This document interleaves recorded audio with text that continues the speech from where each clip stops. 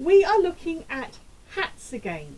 This time it's the Pillbox hat, also known as the Pilus Pannonicus when it was worn by the Romans. It's a hat that's worn right the way through history.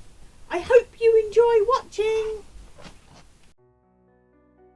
The Pillbox hat is made in two pieces, a strip to go around the sides and a circle to go on top. First you need to measure around the head the hat is going to fit.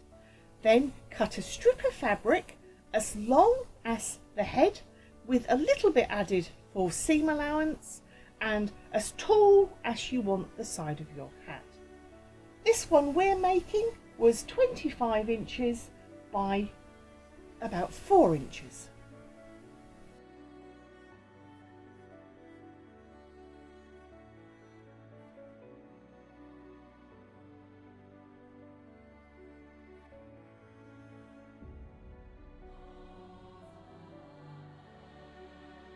When you have cut out your strip, pin the ends where you will be sewing so you have a loop the same size as your head.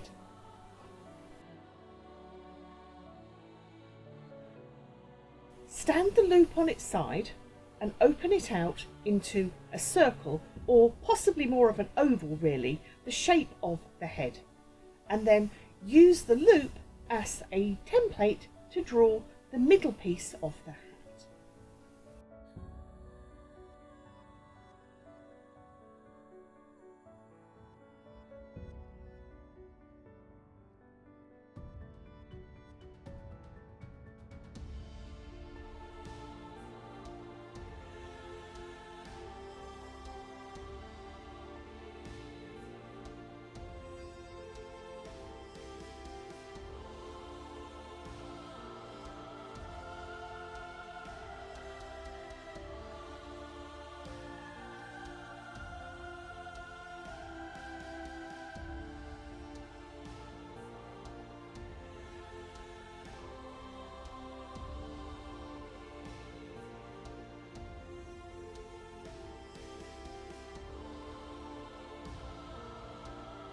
Cut around the shape you have drawn.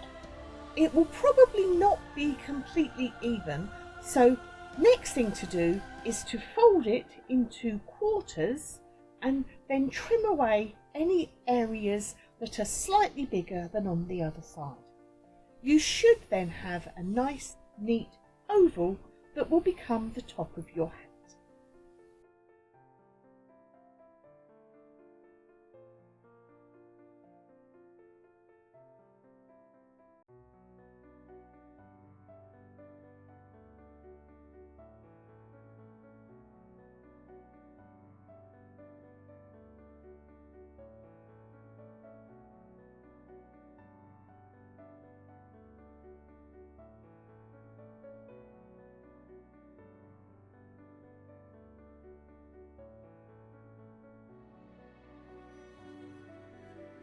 Then all that's left to do is to attach the two pieces together.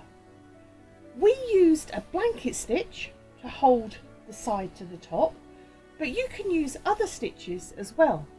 Some of the examples found used a whip stitch, which is just crossing over and over and over around the edge like you'd use for a hem, or you could use a back stitch or even a running stitch. The whole point is to make sure they are securely fastened and won't come apart while you're wearing them.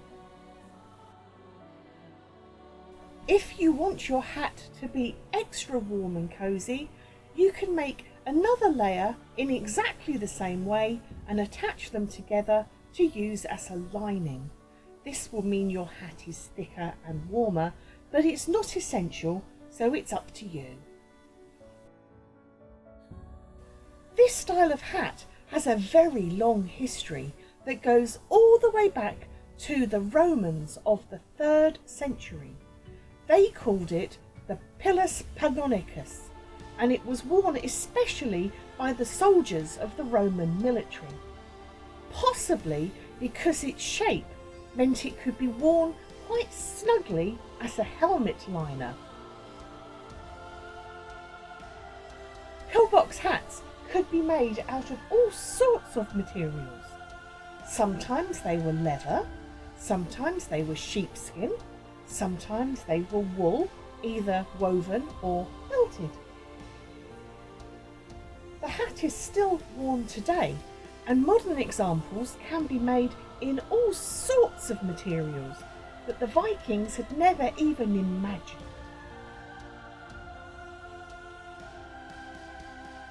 The hat's popular with Viking reenactors because there are finds of hats like this coming from areas that were busy in the Viking age.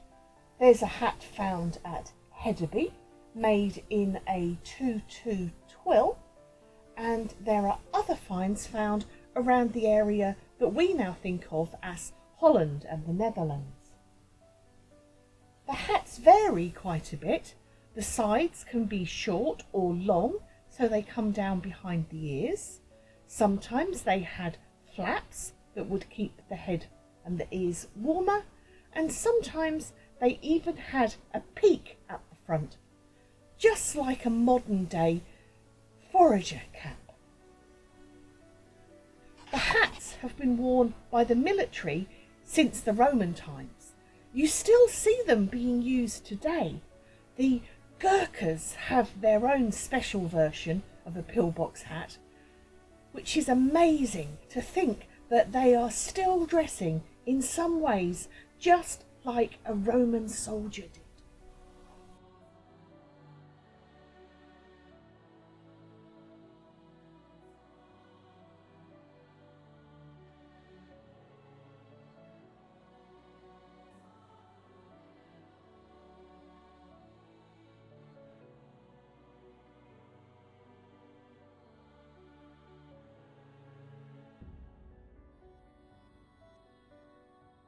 There are other YouTubers who have talked about pillbox hats.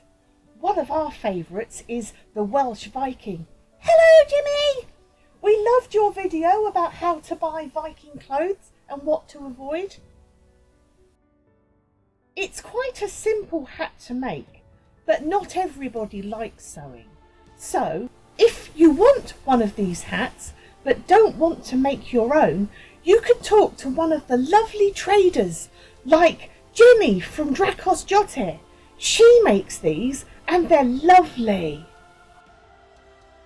If you want to learn more about the pillbox hat, we found lots of great information on the internet. Project Broadaxe and the Journal of Archaeology in the Low Countries are particularly good. We will include links to them below. Do check them out. So, that's the pillbox hat. Do you like mine? I think it's lovely, and it's really warm and cosy too. I hope you enjoyed watching.